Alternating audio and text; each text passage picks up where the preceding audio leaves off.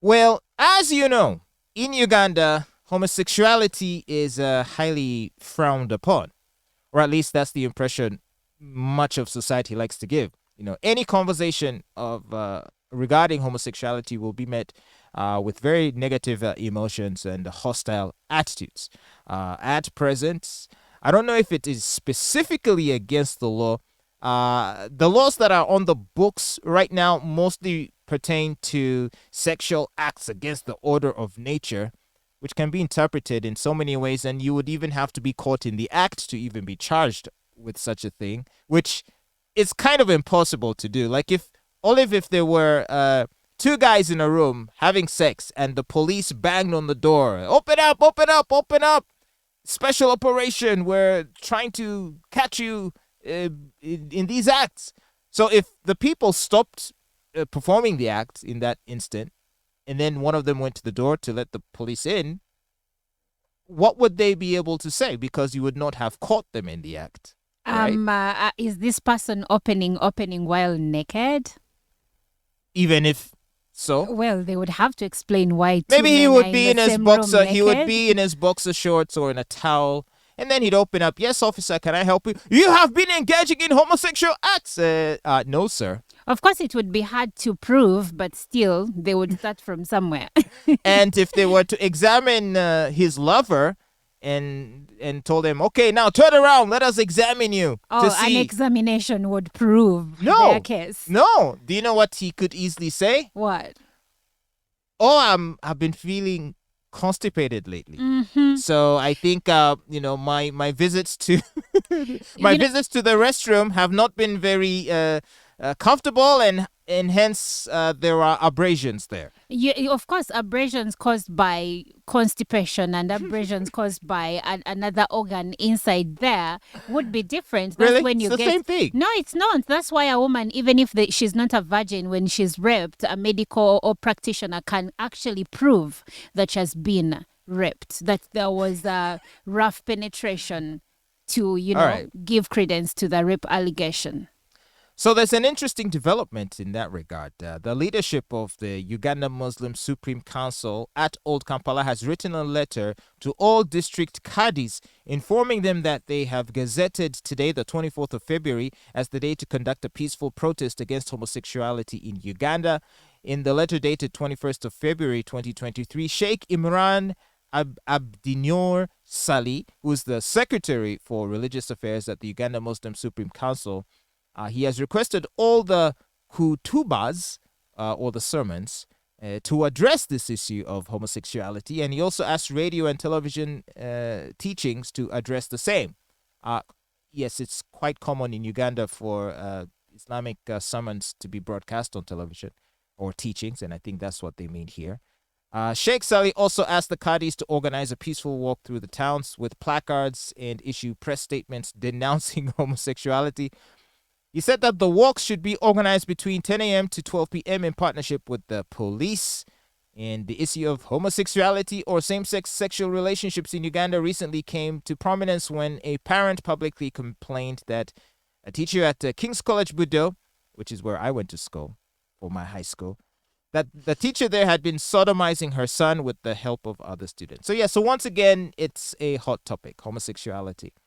Now, I don't know what would be accomplished by having a peaceful walk or a demonstration. I mean, aside from just appearances and virtue signaling in a way, I'm not sure that this would change anything at all to do with the incidence of homosexuality. No, they may not change the incidence of homosexuality in the country, but the people, let's say this is the Muslim leadership, and let's say if the other day it was the Anglican leader, that is the Most Reverend Stephen Kazimba Mugaru. So church leaders or religious leaders are expected to pronounce themselves on such matters. You need to show where do we stand. Okay, so they're making a statement. They are making a statement so that in future someone can't come out and say, even the other time, you people said nothing, because we expect them to say something. Are you for or against?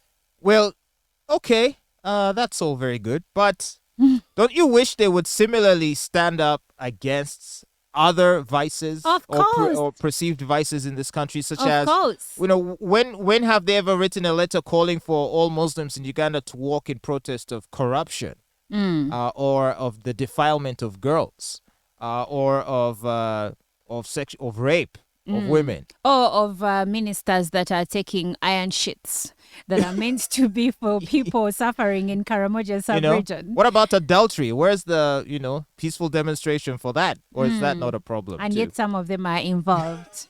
So, I hear where you're coming from, but it's a start. Personally, I think it's a good move. As religious leaders, you need to pronounce yourself. Where are we? Are we for? Are we against? So that the people who respect what you say know that they have someone in their corner.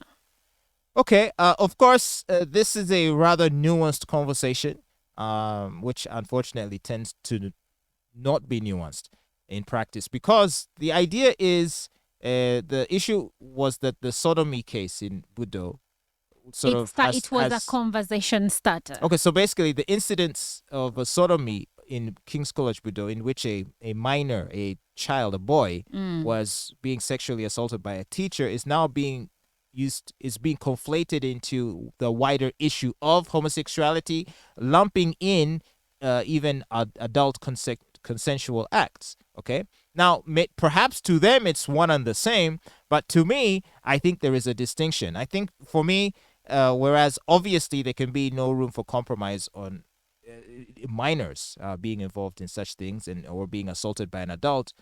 But if it's then the question of a consensual act between adults, then I think that sort of turns it into a different conversation. No, it's not. They're really, not one and the same. It's still the same thing. The difference is that there is always something that acts as a stressor. And the incident in Budo started this conversation. Like you said in the beginning, in this country, homosexuality is not really legal. It's not like it's not recognized among the normal relationships, like between a man and woman. It is regarded. It is under the unnatural sexual offenses. But the reason why I've always found that law funny is unnatural sexual offenses define unnatural. Because by the time these laws were devised, perhaps people's ideas about sex were still very modest and conservative in nature. Probably sex never went beyond missionary sex between a man and a woman. But even now, between men and women, the kinds of sex they're doing Fatboy, would make the ancestors roll around in their graves. You just want to sensationalize this, but you know what I'm saying. What am I saying? Where you're going with that, you want to be like the president who said the mouth is for eating. Yes, because exactly. So we all saw the president and heard the president just decry even oral sex between men and women, which for younger generations, you and I, and even the people younger, to them it's sort of a normal thing that couples do today. And yet to the president's generation, it's like what is that? It's an abomination. Are you doing? But of course, here with homosexuality, I think that's where the line is drawn. This is relationships or sexual canon knowledge of people of the same gender, man and man, woman and woman. And for our society, in as much as we may have gone modern in so many aspects of our lives, we still have that sort of conservativeness within us. And there are many people that even are not yet you're also conservative. I am a straight woman. I cannot even imagine myself fancying a fellow woman. And so I understand where people who are against homosexuality are coming from. I'm not for the whole, they should be killed, they should be, sent out of, common places. But also there is a strong conversation to be had there. Do we really want to accept homosexuality in our society? Do we want our boys to be sleeping in the same dormitories in school with boys that are homosexuals? These are the conversations that we want to have. And so that Budo incident started this conversation. I have a son who is in a boarding school, and I wouldn't want to imagine someone sodomizing him, because except if my son comes out and tells me, Mom, I'm gay, I would like to believe that my son is straight. What if he were to say fall in love with a boy? I don't think he's gonna fall in love with a boy, because we've had these conversations and I know where he lies, so I'm not gonna leave room for that conversation even for the slightest minute. So I don't know, but for parents of young boys, you might even feel tempted to start showing them, like, videos of girls twerking, or just to make sure. Just to make sure you condition his mind into liking girls. But you can't condition the mind, because I've had stories of boys that come from two-parent homes where they have a mom and a dad, and then they come out and say, "Mom, I like boys." But he didn't grow up seeing that. So, recently, I saw a post on Facebook of a mom who was saying that their son, 18, just confessed that he likes boys.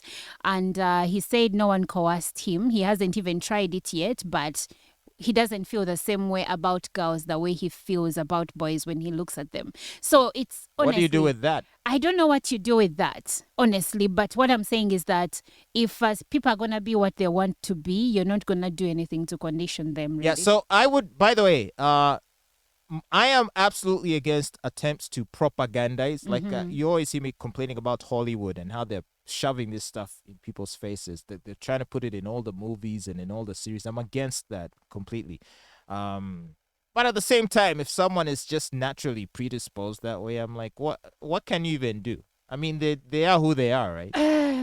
Anyway, for me, I keep saying, as long as it doesn't cross my threshold, we are good. But I think everyone needs to prepare themselves for that possibility. You may not wish it for your son or daughter or anyone you know, but the question is, if it were to happen, if they were to develop that proclivity, then what do you do? What's your plan? I guess that's the conversation we are unfortunately going to find ourselves and the next generation dealing with. Yeah. Tough being a parent, eh? Tough being a parent.